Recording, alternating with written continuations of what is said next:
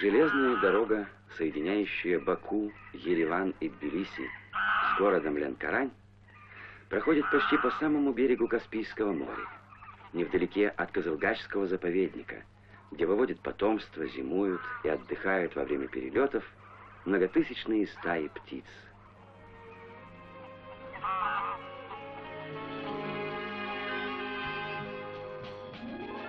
Морская служба старого маяка давно окончилась. Каспий отступил. И теперь маяк встречает поезда на станции Ленкорань.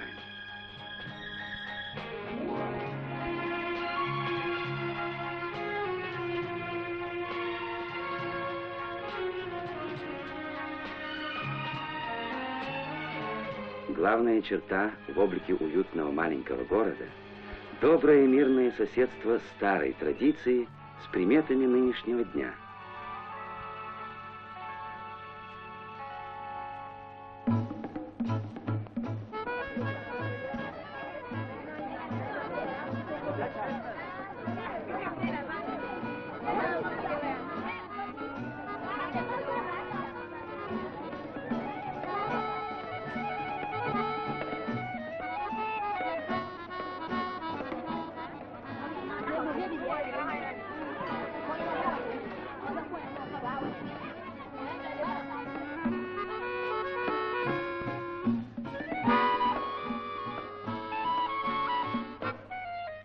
Время нынче щедрое на события, и обмен свежей информацией с давним другом — занятие не такое уж быстротечное.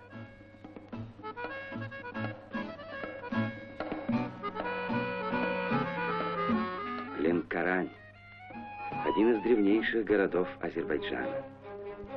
В XVIII веке он был столицей Талышинского ханства, а затем тихим уездным городком, незнакомым с электричеством и водопроводом. Советская власть окончательно установлена в Ленкоране в мае 1920 года.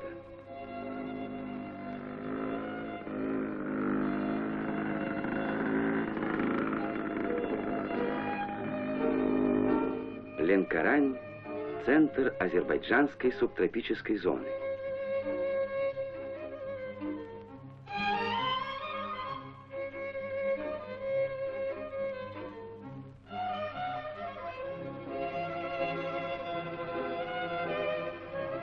Богата земля ленкоранской низменности, раскинувшейся между Талышскими горами и Каспийским морем.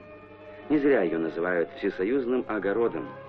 Ранние овощи отправляют отсюда, прямо с поля, во многие крупные промышленные города страны.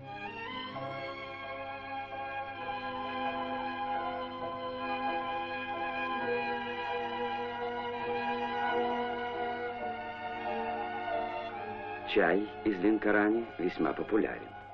Он быстро заваривается, дает крепкий настой и очень ароматен.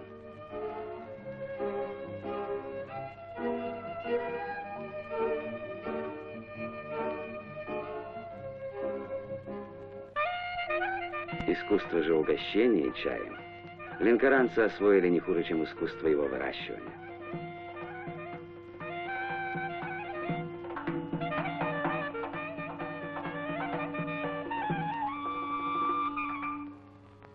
В конце 1977 года в Талышских горах вступил в действие Верхний Ханбуланчайский водохозяйственный комплекс.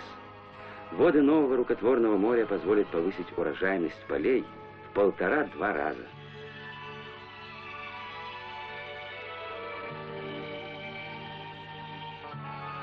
Древняя Ленкорань в строю бойцов 10-й пятилетки.